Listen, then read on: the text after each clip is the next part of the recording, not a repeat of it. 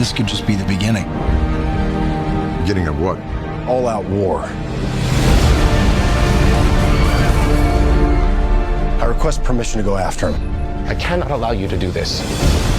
Jim, you're not actually going after this guy, are you? Let's go get this son of a bitch. So it's time for yet another Star Trek movie. And I've been looking forward to this one for a long time, and I know the nerds are going to rage at me for saying that. I know you are, because a lot of Trekkies did not like the first movie, and believe me, I understand why.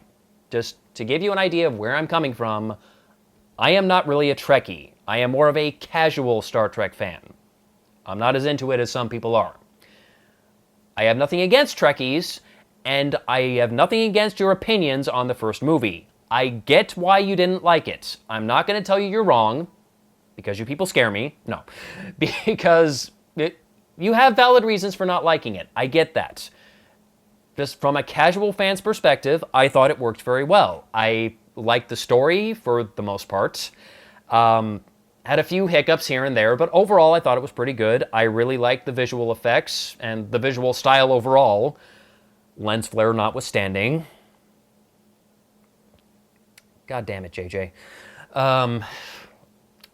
If he does this shit in episode 7, I swear to God. I thought the casting could not have been better, just all around. Chris Pine as a young Captain Kirk, Zachary Quinto as Spock. Carl Urban as McCoy was almost a little too good. He fucking nailed that, my God. Just, he was amazing in that movie. And yeah, all the cast were very good at what they did. And also the music, I thought, was outstanding. Michael Giacchino is very good at what he does. I can see why J.J. Abrams likes to work with this guy so often. Because he's good, and I still have his Star Trek theme stuck in my head. Although I do like hearing the classic theme play in the end credits. That's always nice. And that does happen again in the sequel. And speaking of the end credits, so many movies nowadays like to put a stinger after the credits. There is no stinger here, so when the credits start, you can leave. You're not going to miss anything. But yeah, I thought it was a very good action science fiction movie. And I think a lot of the casual fans would agree with me on that, and a lot of the Trekkies would not, and that's fine. To each his own. And the second movie, I think reactions are largely going to be more of the same. Because pretty much all of what did work and didn't work is back, and unfortunately cranked up in both instances. Which is why I'm a little torn on this, because the casual moviegoer in me really liked Star Trek Into Darkness. I thought it was awesome. The Star Trek fan in me is not quite sure what to think. Because there were a few things that they did that were questionable at best and downright stupid at worst. I can't go into that in too much detail without getting into spoilers. And speaking of spoilers, first of all, I am going to do another smaller vlog just to talk about spoilers so I can illustrate more clearly what I thought didn't work. But I'm not going to do that in this video. You're fine if you want to avoid spoilers here. But if you have not yet seen this movie and you do not want it spoiled, for the love of God and all that is holy, stay away from IMDb. Because it totally gives the twist away.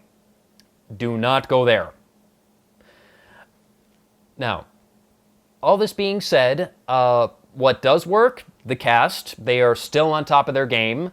All the main players are back and still play their characters very well. A couple of newcomers have come along, including Peter Weller, RoboCop himself, who plays the Starfleet Admiral Marcus.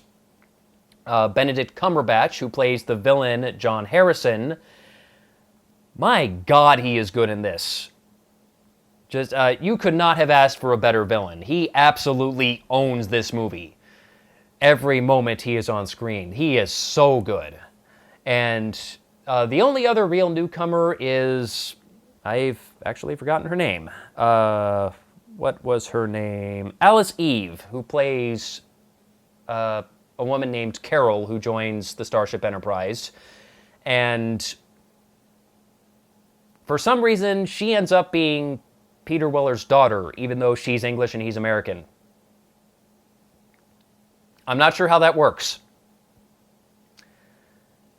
Though there's probably a deleted scene that explains it. Maybe Admiral Marcus married an English woman, but they got divorced and she went back to raise the kid in London. I don't know. I guess it could work, but that kind of threw me off. But yeah, for the most part, I think the story works. I will say this about the twist involving Benedict Cumberbatch's character. I did not see it coming at all, because the trailers do not do anything to suggest that this is the direction they were going to go. At least not the trailers I saw. Totally took me off guard, and at first I was okay with it. Just to give you a quick spoiler-free rundown of the plot, basically, John Harrison, Cumberbatch's character, is a member of Starfleet who has gone rogue and launched several terrorist attacks on Starfleet headquarters, and then pissed off to go into hiding on the Klingon homeworld of Kronos. And Admiral Marcus tasks Captain Kirk and company to take the Enterprise and go off to the neutral zone and take the bastard out.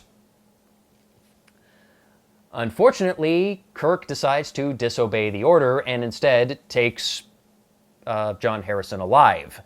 And once he takes him captive and finds out the truth about his character, that's when things start to go south pretty quick. And that's all I'm going to say in the interest of avoiding spoilers. I will say I was invested in this movie, even though I knew the nerds were going to rage at it the instant the twist was revealed. If you've seen the movie, you know what I'm talking about. But, you know, even though I was kind of weary about where they were going to go, I was interested at the same time. I was curious to see what take they would have on this story. So I stuck with it. Man, it fell apart at the end. Oh my god, the ending definitely needed some work in this movie. I don't think it was bad enough to ruin the movie. I still think all the other good things about the movie, like the performances and the visuals and the humor. This was a very funny movie. I was not expecting to laugh as much as I did, especially the banter between Kirk and Spock is just awesome. Oh man, and of course Carl Urban as Dr. McCoy gets a few funny lines in there as well.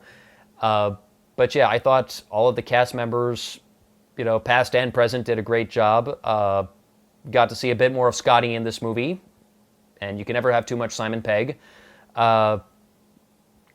Really liked what he did. There was a few fan service moments in there, some of which worked and some didn't. There was one right near the beginning where Scotty actually temporarily leaves the Enterprise, so for the time being, Kirk puts Chekhov in charge of engineering. He tells him, Chekhov, go down to engineering, put on a red shirt.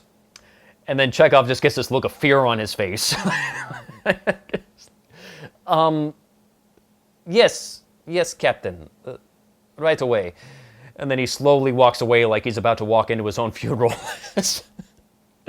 That was funny. And no, he doesn't actually die in the movie. He survives the red shirt. He's okay. But that was very good. Yeah, visually, still very good. There is still lens flare in here, unfortunately, but it is toned down a bit, with the exception of one or two moments where it just goes completely off the wall.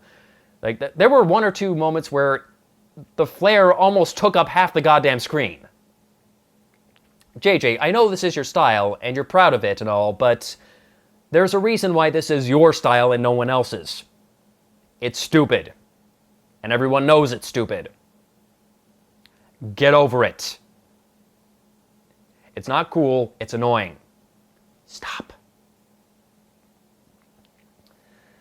But, yeah, I came out of the theater happy. I liked it for the most part. I think most of the casual fans will also like it. I don't think it's as good as the first movie, but still a solid effort. As far as, you know, an action, sci-fi, summer blockbuster. Now, as far as a Star Trek story, I think it's very good Star Trek fan fiction. Not necessarily a very good Star Trek movie. And that's all I will say there. So, If you didn't like what they did with the first movie, you are going to rage to no end with this movie. It's going to be even worse than the nerd rage for Iron Man 3 with what they did with the Mandarin. Oh God. JJ, I hope you realize the shitstorm you were about to unleash. May God have mercy on your soul. So, yeah, and also I've heard a lot of people say that the 3D in this movie was not very good. I saw it in 3D and I thought it was fine, especially considering this was a post-conversion. Much better than I expected, honestly. I don't think you have to see it in 3D to fully appreciate it. If you see it flat, you're probably not missing anything, so go ahead and save your money if you feel the need to. But the 3D is not bad. So I guess that's about all I can say. I will get to the spoilers in the next video. Until then, live long and prosper. No ship should go down without her captain.